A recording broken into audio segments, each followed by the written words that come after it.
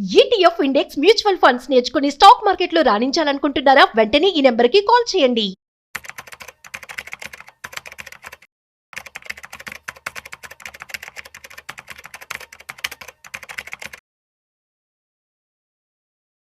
Sir నమస్తే sir. నమస్తే. సుందరరాముడు గారు, బంగారం వెండి ధరల గురించి మాట్లాడుకొని చాలా అవుతుంది, మన ఇద్దరం గురించి మాట్లాడుకొని.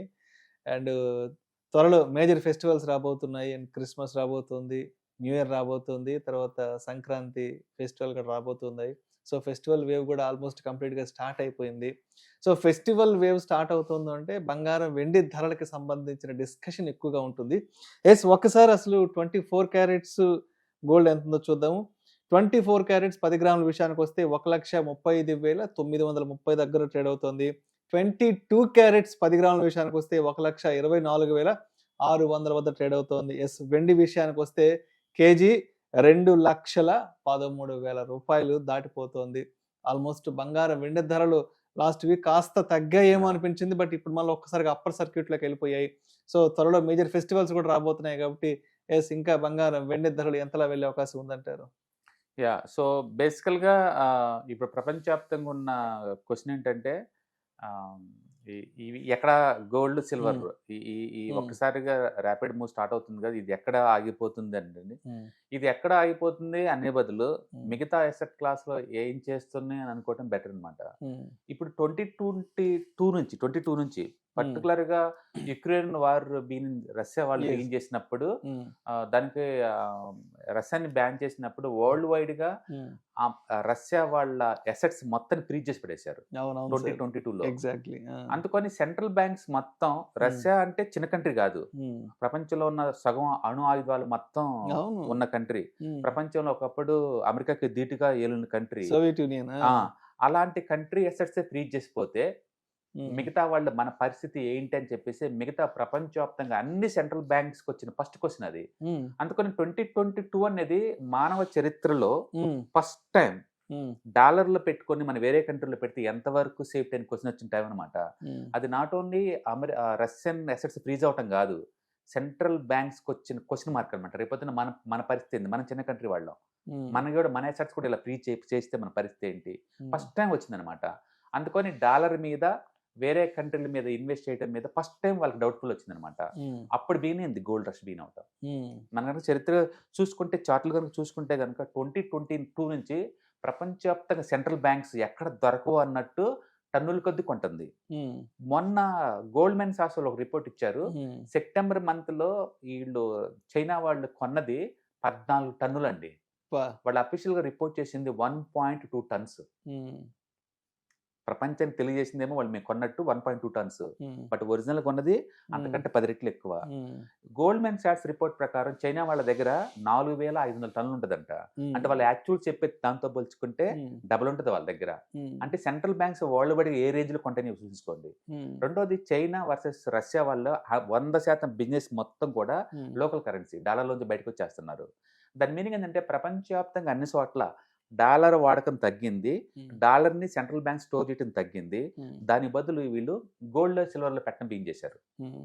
దాంతో ఏంటంటే డాలర్ స్లోగా రిజర్వ్ కరెన్సీ స్టేటస్ డౌన్ అవుతుంది, స్టోరేజ్ వాల్యూ తగ్గుతుంది. అంటే గుర్తుపెట్టుకోండి, డాలర్ ఈ సంవత్సరం ఆల్రెడీ 3% డౌన్ అయింది, అంటే డాలరే డౌన్ అవుతుంది.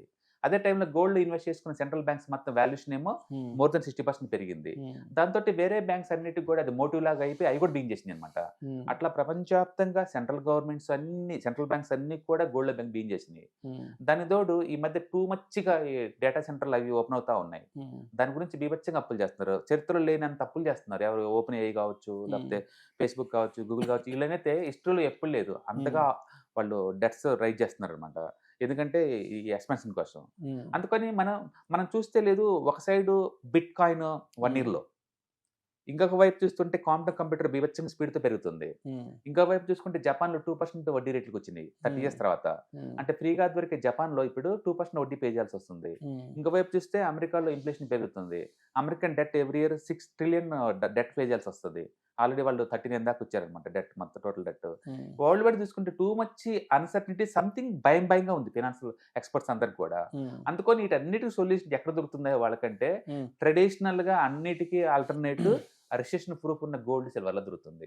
ఓకే. అందుకని గోల్డ్ సిల్వర్ జోలిపోతున్నారు వాళ్ళు. ఉమ్, అందుకని గోల్డ్ సిల్వర్ ఇంత ముందులాగా మనం జస్ట్ రిసెషన్ ప్రూఫ్ లాగా కాదు, అంతకు మించి అనమాట ఇప్పుడు. ఉమ్, అందుకని వరల్డ్ వైడ్ గా సెంట్రల్ బ్యాంక్స్ కన్విన్స్ అయ్యి వాళ్ళు కొంటున్నారు. ఉమ్, గేమ్ స్టార్ట్ అయింది ఇప్పుడు. ఉమ్, అందుకని మనం చూస్తుంది ఒక చరిత్ర. ఉమ్, అందుకని గోల్డ్ ప్రైస్ సిల్వర్ ప్రైస్ పడతాయా అంటే ఉమ్, మేబీ 10% అటు ఇటు ఊగుతాయేమో కానీ మళ్ళీ పాత రేట్లు మనం చూడలేమండి. ఉమ్, ఇది బేస్, ఇక్కడ నుంచి ఇంకా ఫాస్ట్ గా మోయే ఛాన్స్ ఉంది. ఉమ్, కాబట్టి నెక్స్ట్ 10 years లో అంటే గోల్డ్ కి సిల్వర్ కి, పర్టికులర్ సిల్వర్ కి ఇంకా ఎక్కువ డిమాండ్ వచ్చే ఛాన్స్ ఉంది. ఉమ్, ఎందుకంటే మోర్ ఎలక్ట్రికల్ గుడ్స్ మ్యానుఫ్యాక్చరింగ్ అంటే మోర్ సిల్వర్ డిమాండ్, ఉమ్, దాంతో ఇన్వెస్ట్మెంట్ డిమాండ్ కూడా ఉంది. ఉమ్, అందుకని వరల్డ్ వైడ్ గా డిమాండ్ వస్తుంది వాటికి. Hmm. అందుకని ఇప్పుడు రీసెంట్ గా ఎన్పిఎస్ లో కూడా ఉమ్, 10% వరకు ఉమ్, గోల్డ్ సిల్వర్ లో ఇన్వెస్ట్మెంట్ చేసుకునే ఛాన్స్ ఇస్తుంది. ఉమ్, అంటే ఇంకా మోర్ బయింగ్ చేస్తారు వీళ్ళు, అంతే కదా. అవును. అట్లా ప్రపంచవ్యాప్తంగా ప్రతి చోట కూడా ట్రెడిషనల్ పీపుల్, ఇటు modern investment people and industrial activity కోసం బాగా కన్జ్యూమ్ చేస్తున్నారు. అందుకని గోల్డ్ సిల్వర్ పడే ఛాన్స్ లేదండి. ఉమ్, అంటే ఇండియాలో ఈ ఫెస్టివల్స్ ఇవన్నీ చిన్న చిన్న కన్జంప్షన్, మనం Hmm. మాట్లాడుతుంది వరల్డ్ వైడ్ గ్లోబల్ కన్జంప్షన్. మొత్తానికి వరల్డ్ వైడ్ గా ఎసెట్ క్లాస్ లో మొత్తం రీప్రైసింగ్ జరుగుతున్నాయి, ఉమ్, రీస్ట్రక్చరింగ్ జరుగుతుంది. మనం చూస్తుంది కొత్త చరిత్ర, ఉమ్, ఇది పాతదానికి సంబంధం లేదు ఇంకా. ఉమ్, అందుకని ముందు ముందు రోజుల్లో సేఫ్టీ అసెట్స్ కి ఇంకా ఎక్కువ డిమాండ్ అవుతుంది. ఓకే. డెఫినెట్ గా గోల్డ్ సిల్వర్ సేఫ్టీ అసెట్ కాబట్టి అది ఇంకా పెరిగే ఛాన్స్ ఎక్కువ. ఓకే. సో అయితే ఇప్పుడు అంటే ఇంకా బంగారం తగ్గద్దులే, తగ్గినాక కొందాంలే అని అనుకునే ఆలోచన అయితే ఇప్పుడు అసలు అది కరెక్ట్ కాదు. అవును, మీకు కావాలనుకుంటే లేదు, ఎస్ఐపి రూపంలో యాడ్ చేసుకుంటే సపోజ్ 10% అటు ఇటు ఊగిద్ది అనుకున్నాం కదా, ఉమ్, 10% పెడితే బెనిఫిట్ తీసుకుందాం అనుకుంటే Hmm. ఎస్ఐపి ఫార్మేట్ లో కొనుక్కుంటూ పోవటమే అంతే. ఉమ్, అంతేగాని మళ్ళీ లక్ష కొత్త నేను తీసుకుందాం మళ్ళీ లక్ష అనుకుంటే నువ్వు ఎప్పుడు కొనలేవు, అలాంటి స్పెక్యులేషన్ కుదరదు. ఇంకా ఎప్పుడు కొనలేవు. చేతిలో డబ్బులు ఉన్నాయి, వెళ్ళి కొనుక్కున్నాం అంతే, అంతే. సెకండ్ థాట్ అవసరం లేదు. అంతే. కాకపోతే వాలటిలిటీ ఎక్కువ అవుతుంది రాను రాను. ఎందుకంటే ఉమ్, మార్కెట్ అనేది షేక్ అవుతా ఉంటాయి కదా. టూ మచ్ పెరిగిన తర్వాత ఏమవుతుందంటే ఎక్కడో సోట ప్రాఫిట్ బిగిన్ అవుతుంది కదా. నువ్వు నేను అమ్మితే 100 గ్రాములు 50 గ్రాములు 10 గ్రాములు అమ్ముతావు, బట్ బ్యాంకర్లు అంతా అట్లా కాదు కదా. అందుకని ఒకసారి డంప్ చేస్తారు వాళ్ళు. ఆ డంప్ మొత్తం ఏంటంటే 10-15% పడే ఛాన్స్ ఉంది. ఉమ్, కాబట్టి మోర్ వాలటిలిటీ జోన్ లోకి ఎంటర్ అవుతున్నాం, ఉమ్, బట్ ప్రైస్ మాత్రం పాజిటివ్ బయాస్ మీద పోతుంది. ఓకే. అందుకని ఇంత ముందులాగా ఒక ఎసెట్ స్టేబుల్ గా ఉంటుంది అనడానికి ఏం లేదు. ఉమ్, ఆహా. మీకు చూస్తే అర్థమైంది, సిల్వర్ గోల్డ్ ఆల్ టైమ్ హైలో ఉంది, Hmm. బిట్ కాయిన్ 1 year లోలో ఉంది, ఉమ్, జపాన్లో వడ్డీ రేట్లు ఏమో +2% 30 years హైలో ఉన్నాయి, ఉమ్, అండ్ అమెరికాలో వడ్డీ పే చేసిన వడ్డీ ఏమో ఆల్ టైమ్ హైలో ఉంది. ఉమ్, నిరంతరం డిఫరెంట్ యాంగిల్స్ లో ఉన్నాయి ఎకానమీస్ అన్ని కూడా. ఉమ్, ఇవి ఎంత దూరం పోతాయో మనకే తెలియదు. కాబట్టి అన్సర్టనిటీ ఎక్కువ అవుతుంది. అండ్ ఇలాంటి అసెట్స్ ఇంకా ఎక్కువ డిమాండ్ వస్తుంది, ఉమ్, గోల్డ్ సిల్వర్ లాంటి ఇంకా ఎక్కువ డిమాండ్ వస్తుంది. Hmm. ఎందుకంటే more and more investment vehicles అన్ని కూడా దీంట్లోకి ఎంటర్ అవుతున్నారు. ఉమ్, ఎందుకంటే ఎన్పిఎస్ లో ఇంతకుముందు అసలు వాళ్ళు అలౌ చేయరు, ఇప్పుడు రిటైర్మెంట్ ఫండ్స్ కూడా అలౌ చేస్తున్నారు. ఉమ్, అంటే వాళ్ళు కూడా కొంత బిగిన్ చేస్తారు కదా 10% ఉమ్, వరకు. Um, um, so more money deploy అవుతుంటది ఓకే. దీంట్లోకి. అందుకని డిమాండ్ అప్ అండ్ డౌన్ అవుద్దేమో కానీ బట్ పాజిటివ్ బయాస్ మీద మూవ్ అయ్యే Hmm. ఛాన్స్ ఎక్కువ ఉంది. అండ్ ఒకప్పుడు సిల్వర్ అంటే ఏదో ఒక సైడ్ ఏదో ఉండేది, సిల్వర్ అంటే జస్ట్ గిఫ్ట్ ఐటమ్స్ అప్పుడు మాత్రమే సిల్వర్ గురించి మాట్లాడుకునే వాళ్ళమే. బట్ ఇప్పుడు సిల్వర్ అనేది కంప్లీట్ గా లైమ్ లైట్ లోకి వచ్చేసింది. అంటే అది కూడా one of the biggest asset class అయిపోయింది. అవును. అంటే అంత ముందు సిల్వర్ గురించి అంత డిస్కషన్ ఉండేది కాదు, అంత అవును. ప్రైమరీ ఫోకస్ ఉండేది కాదు. సో బికాస్ ఆఫ్ ఇప్పుడు ఇండస్ట్రియల్ కన్సంప్షన్ వల్ల ఎక్కువ అయిపోయింది కాబట్టి అవును. ఎస్ ఒక్కసారి దీని మీద ఎలా గట్టిగా ఫోకస్ చేయొచ్చు అంటారు ఫర్దర్ డేస్ లో సిల్వర్ తీసుకోవడానికి? సిల్వర్ ఇప్పుడు almost cup and handle pattern breakout అయిందండి. Hmm. అంటే కప్ డెప్త్ ఎంత ఉందో అంత ఉంది. Hmm. మనం చూస్తున్న సిల్వర్ ఇప్పుడు బేస్ యాక్చువల్ చెప్పాలంటే డాలర్ ఫార్మేట్ లో చూస్తే $60 దగ్గర ఉంది, కానీ అది బేస్ అనమాట. Hmm. ఇప్పుడు నుంచి నెక్స్ట్ 10 years లో ఈజీగా 5 to 10x ఎక్స్పెక్ట్ చేయొచ్చు, 5x ఎక్స్పెక్ట్ చేయొచ్చు. Hmm. అంటే ఇప్పుడు నుంచి యావరేజ్ మీద అదే 20-30 మూవ్ అవుతుంది. Hmm. కాకపోతే కమోడిటీ మార్కెట్ లో టూ మచ్ వాలటిలిటీ ఉంటుంది. Hmm. అది టూ మచ్ మూవ్ అవుతుంది కదా, టూ మచ్ బ్యాక్ వస్తుంది, టూ మచ్ మూవ్ అవుతా ఉంటుంది. Hmm. కాబట్టి ఆ వాలటిలిటీ బేర్ చేయడానికి రెడీ అవ్వండి. ఇంత ముందులాగా స్లో అండ్ స్టడీగా ఉండవు ఇప్పుడు, Hmm. ఎందుకంటే టూ మచ్ పెరిగింది కదా. Hmm. ఈ ఒక్క సంవత్సరంలోనే ఆల్మోస్ట్ 110% పెరిగింది సిల్వర్. Hmm. అంత పెరిగినప్పుడు ఎంతకంత ప్రాఫిట్ బుకింగ్ స్టార్ట్ అవుతుంది. Hmm. అందుకని కొంచెం బ్యాక్ వస్తుంది. మేబీ నేను అనుకోవడం ఏంటంటే 1,70,000 అలా రావచ్చు. Hmm. మళ్ళీ అక్కడి నుంచి తీసుకొని మళ్ళీ 2,20,20 అలా పోద్ది, Hmm. మళ్ళీ బ్యాక్ వస్తుంది 2,00,000, Hmm. మళ్ళీ తర్వాత 3,00,000 వెళ్ళిపోద్ది. Hmm. ఇట్లా మనం పాజిటివ్ బయాస్ మీద నెక్స్ట్ 10 years బెట్కాసుకోవచ్చు. Okay. ఎందుకంటే వరల్డ్ వైడ్ గా electronics goods too much manufacturing బిన్ అవుతున్నాయి, Hmm. వాటిలో వాడతారు ఈ ప్రొడక్ట్ ని. Hmm. ప్లస్ ఇన్వెస్ట్మెంట్ డిమాండ్ ఎలాగో ఉంది. Hmm. అందుకని వరల్డ్ వైడ్ గా ట్రెండ్స్ నడుస్తున్నాయండి, వరల్డ్ వైడ్ గా ట్రెండ్స్ నడుస్తుంది. Hmm. అండ్ ఇండియాలో కూడా ఆర్బీఐ వాళ్ళు సిల్వర్ కి గోల్డ్ స్టాటస్ ఇచ్చేసి అది కూడా బ్యాంక్ లో తనఖా పెట్టుకోవచ్చు అంటున్నారు. Hmm. అంటే మోర్ ఎంకరేజ్మెంట్ కదా. Yes. అట్లా వరల్డ్ వైడ్ డిమాండ్ వస్తుంది. అదే టైంలో మైనింగ్ యాక్ట్ బాగా తగ్గుతుంది అనమాట. Hmm. అందుకని ఈ ఫియట్ కరెన్సీకి ఆల్టర్నేట్ గా Hmm. గోల్డ్ సిల్వర్ డిమాండ్ వస్తుంది. Right. Right. అందుకని తగ్గిద్ద రేట్లు అంటే ఏదో 5-10% ఎక్స్పెక్ట్ చేయండి తప్ప కొలాప్స్ అటువంటి జరగదండి. Hmm. ఇంకా చెప్పాలంటే వరల్డ్ మార్కెట్ మొత్తం ఆల్ టైమ్ హైలో ఉంది. Hmm. ఏదైనా బ్యాడ్ అంటే జరిగితే ఈక్విటీ కొలాప్స్ అయ్యే ఛాన్స్ ఉంది వరల్డ్ వైడ్ గా. Hmm. గోల్డ్ సిల్వర్ మాత్రం ఇంకా ముందు పోయే ఛాన్స్ ఎక్కువ ఉంది. Right. ఎందుకంటే ఈక్విటీ పడ్డ ప్రతిసారి కూడా గోల్డ్ సిల్వరే ముందు పోతా ముందుకు ఉంటాయి. పోతాం. అంటే ఇంత ముందు కూడా ఎప్పుడు లేదు, ఇంత ముందు ఓన్లీ ఒక అసెట్ క్లాస్ లో పెట్టేవాళ్ళు పబ్లిక్ అంతా కూడా. ఇప్పుడు వాళ్ళకి అర్థమైపోయింది, అందుకని వాళ్ళు కూడా మల్టీ అసెట్ క్లాస్ లో పెడుతున్నారు.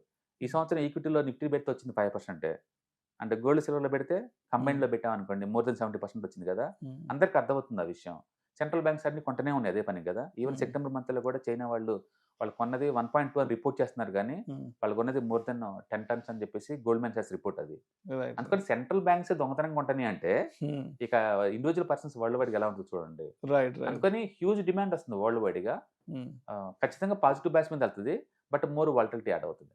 సో మొత్తానికి డబ్బులు ఉంటే కొనుక్కోవాలి, అంతేగాని తగ్గదా పెరుగుతుందా అంటూ ఇలాంటి స్పెక్యులేటివ్ మైండ్ సెట్ ఉంటే అసలు ఇంకా జీవితంలో ఏ పని చేయలేము. ఒక 2 days back ETF index funds mutual funds కి సంబంధించి ఒక ఇంటరాక్టివ్ సెషన్, ఒక ఎడ్యుకేటివ్, ఒక ఇన్ఫర్మేటివ్ సెషన్ చేశారు. చాలా మంది ఆడియన్స్ తో డైరెక్ట్ గా మాట్లాడారు కదా. సో అంటే ఎవ్రీ సెషన్ లో మీరు నోటీస్ చేస్తున్న కొత్త అంశాలు ఏంటి, పబ్లిక్ కి మార్కెట్ల పట్ల ఉన్న ఇంట్రెస్ట్, మార్కెట్ల పట్ల వాళ్ళకున్న నాలెడ్జ్ ఎలా ఉంది సార్ అసలు? అంటే రాను రాను ఏంటంటే డిజిటల్ ఫైనాన్షియల్ అసెట్స్ మీద ఎక్కువ మందికి అవేర్నెస్ తోటి వస్తున్నారండి. అండ్ వచ్చే వాళ్ళ దగ్గర అందరూ ఎన్ఆర్ఐస్ ఈ టైప్ ఎక్కువ ఉన్నారు, పర్టికులర్ గల్ఫ్ నుంచి అండ్ ఆస్ట్రేలియా, న్యూజిలాండ్, అమెరికా ఇలాంటి నుంచి వచ్చే ఎన్ఆర్ఐస్ ఈచ్ బ్యాచ్ లో 10 to 15 మెంబర్స్ దాకా ఉన్నారు. అంటే మోర్ సొసైటీలో మోర్ సెగ్మెంట్స్ మనం రీచ్ అవుతున్నట్టు అనిపిస్తుంది ఇది. అట్లీస్ట్ మన 2025 లో కూడా పబ్లిక్ ఇంకా ఈ మార్కెట్ కి దూరంగా ఉన్న వాళ్ళు ఇంకా ఉన్నారా అని అనుకున్న ఈ టైంలో ఎక్కువ మంది ఇన్వాల్వ్మెంట్ అవుతున్నారు అంటే నెక్స్ట్ జనరేషన్ డెఫినెట్ గా గోయింగ్ టు రాక్ అనమాట. ఎందుకంటే వాళ్ళ కిడ్స్ కోసం అడుగుతున్నారు. అండ్ ఇప్పటిదాకా ఏంటంటే ఇండియాలో ట్రెడిషనల్ అసెట్స్, ఈ bank deposits, postal deposits, secure గా వచ్చే ప్లేస్లు మాత్రం చూసుకున్నారు. ఫస్ట్ టైం వాళ్ళు దాటి బయట థింక్ చేస్తున్నారు, ఎక్కువ రిటర్న్స్ రావాలి, కొంచెం రిస్క్ తీసుకుని పర్వాలేదు అన్నట్టు అనమాట. అండ్ అచ్చం రియల్ ఎస్టేట్స్ ఇంతకుముందు చూస్తున్నారు, ఇప్పుడు రెంటల్ ఇన్కమ్ ఈ కంపేర్ చేస్తున్నారు. అంటే ఇప్పుడు ఏంటంటే పబ్లిక్ లో ఈ మల్టిపుల్ అసెట్ క్లాస్ గురించి ఫస్ట్ టైం అవేర్నెస్ వస్తుంది. ఒకప్పుడు ట్రెడిషనల్ అసెట్స్ అంటే real estate and chits, debt అంతే ఈ మూడిట్లో ఉండేది. ఇప్పటికీ చాలా మందికి అందులో కంఫర్ట్ గా ఉంది, అది కూడా వెల్త్ క్రియేటర్సే. కానీ దానికన్నా మోర్ గా సొఫిస్టికేటెడ్ గా ఈజీగా ఆన్లైన్ లో మేనేజ్ చేసుకునే అసెట్స్ ఉన్నాయనే విషయం వాళ్ళకి అర్థమైంది. అందుకని ఇప్పుడు కొత్తగా రీట్స్ లో పెట్టే వాళ్ళు ఉన్నారు, డెట్స్ లో పెట్టే వాళ్ళు ఉన్నారు, కమోడిటీస్ లో పెట్టే వాళ్ళు ఉన్నారు. అసలు ఆ ప్రొడక్ట్స్ ని ఈజీగా ఎలా మేనేజ్ చేయాలో ఎక్కువ మంది వస్తున్నారు అనమాట. And monthly 2 batches, each batch కి 30 to 40 మెంబర్స్ దాకా వస్తున్నారు. అంటే మోర్ అండ్ మోర్ రెస్పాన్స్ బాగున్నట్టు లెక్క. అండ్ ఇప్పుడు కరెంట్ జనరేషన్ అది ఇర్రెస్పెక్ట్ ఆఫ్ ఏజ్ అనమాట.